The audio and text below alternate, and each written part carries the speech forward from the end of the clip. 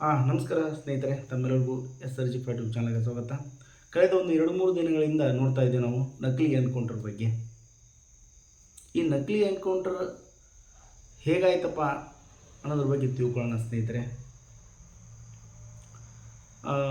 ಬಿಹಾರ ಮೂಲದ ಭೋಜ್ಪುರ್ ಜಿಲ್ಲೆಯ ಬಿಲೋಟಿ ಗ್ರಾಮದ ಒಬ್ಬ ನಿವಾಸಿ ಭರತ್ ಭೂಷಣ್ ತಿವಾರಿ ಅಂತಂದು. ಸರಿನಾ ಸ್ನೇಹಿತರೆ, ಇವನು ಏನು ಮಾಡ್ತಾ ಇದ್ದಂದ್ರೆ ತನ್ನ ಗ್ರಾಮದ ಒಂದು ತನ್ನ ಗ್ರಾಮದ ಏನೋ ಲೋಪ ಇತ್ತಪ್ಪ ಅಂದ್ರೆ ಏನೋ ಸರಿಪಡಿಸ್ಬೇಕಂತಂದ್ರೆ ಅದನ್ನು ಅಧಿಕಾರಿಗಳಿಗೆ ಹೇಳ್ತಾ ಇದ್ದ, ಈ ಥರ ಡೆವಲಪ್ಮೆಂಟ್ ಆಗಬೇಕು, ಈ ಥರ ಇಲ್ಲ ಅಂತಂದು. ಮತ್ತೇನೊಂದು ಏನಪ್ಪ ಅಂತಂದ್ರೆ ಅವ್ರ ಊರಾಗ ಗಂಗಾ ನದಿ, ನಮ್ಮ ಪವಿತ್ರ ನದಿ ಗಂಗಾ ನದಿ ಹರ್ಕೊಂಡು ಹೋಗ್ತದೆ. ಅಲ್ಲಿ ಏನಾಗುತ್ತಂದ್ರೆ ಭೂಕುಸಿತ ಆಗ್ತದೆ. ಮತ್ತು ಗಂಗಾ ನದಿ ಹರಿಬೇಕಂದ್ರೆ ಒಂದು 2-3 ವರ್ಷದಿಂದ ಎಷ್ಟೋ ಮನೆಗಳು ಮುಚ್ಕೊಂಡು ಹೋಗಿದ್ದವು. ಅವಾಗ ಮುಚ್ಕೊಂಡು ಹೋದಾಗ ಭರತ್ ತಿವಾರಿ ಏನು ಮಾಡ್ತಾನಂತಂದ್ರೆ ಅಧಿಕಾರಿ ಬಳಿ ಹೋಗ್ತಾನೆ, ಈ ಥರ ಆಗಿದೆ ನಮ್ಮ ಊರಲ್ಲಿ, ಇದನ್ನು ಸರಿ ಮಾಡಿಕೊಡ್ರಿ ಅಂತ ಹೇಳ್ತಿರ್ತಾನೆ. ಅವರು ಕೂಡ ಕೆಲವೊಬ್ಬರು ರೆಸ್ಪಾನ್ಸ್ ಮಾಡ್ತಿರ್ತಾರೆ. ರೆಸ್ಪಾನ್ಸ್ ಮಾಡೋಕ್ಕಾದ್ರೆ ಅಲ್ಲೆಷ್ಟೋ ರೆಸ್ಪಾನ್ಸ್ ಮಾಡ್ತಾರೆ, ಮತ್ತೆ ಮನೆ ಮತ್ತೆ ಏನಾಗ್ತಿರಲ್ಲ. ಹೀಗೆ ಕಳೆದ ಒಂದು 2-3 ವರ್ಷದಿಂದ ಅವನು ಇದೇ ಥರ ಕೆಲಸ ಮಾಡ್ತಿರ್ತಾನೆ.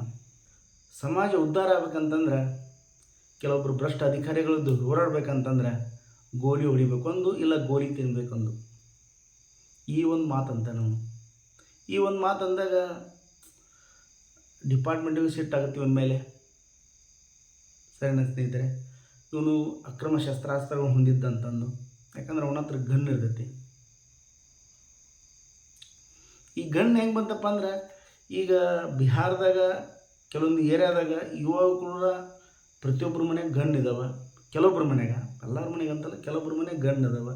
ಆ ಗನ್ನು ಲೈಸೆನ್ಸ್ ಕೊಟ್ಟಾರೆ ಯಾರು? ಸರಿನಾ ಸ್ನೇಹಿತರೆ, ಇದು ನಮ್ಮ ಡಿಪಾರ್ಟ್ಮೆಂಟ್ ಅಲ್ವಾ? ಅದೊಂದು ಹಂತ, ಅದೊಂದು ಡಿಸ್ಕಷನ್ ಬೇರೆ.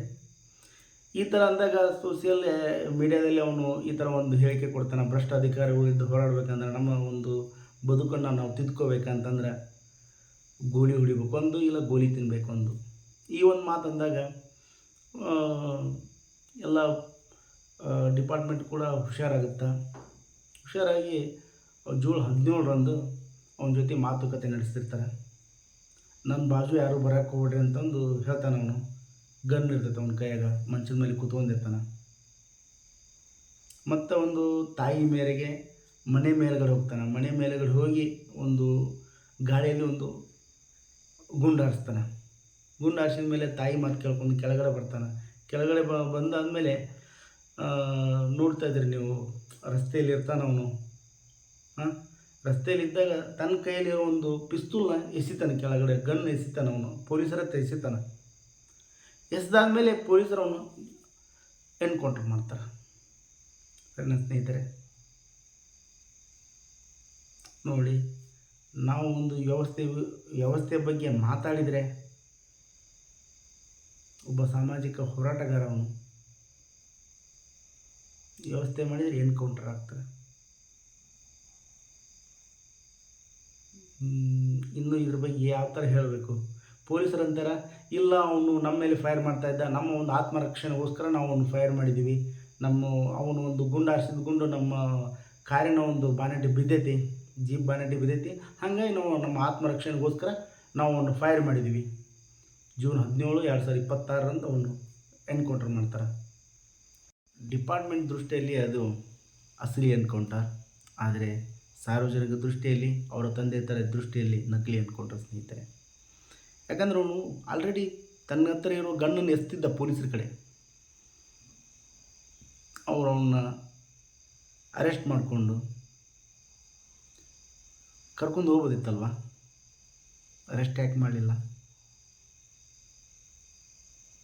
ಅರೆಸ್ಟ್ ಮಾಡಿ ಕರ್ಕೊಂಡು ಹೋಗಿ ಅವನಲ್ಲಿರೋ ಆಲೋಚನೆಗಳನ್ನ ತೆರೆದಿಡಬೇಕಾಗಿತ್ತು.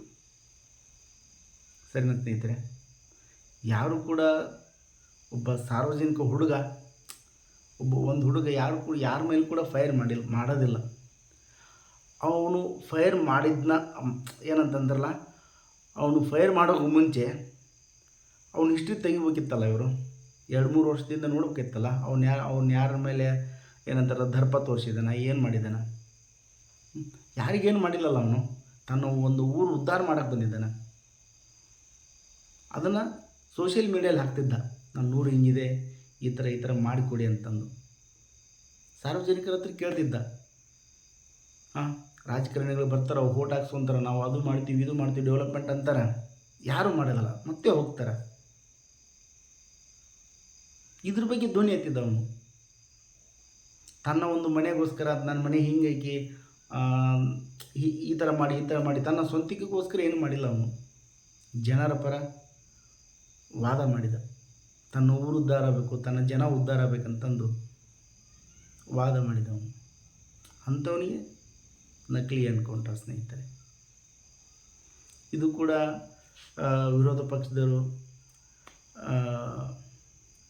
ಧ್ವನಿ ಎತ್ತಿದ್ದಾರೆ.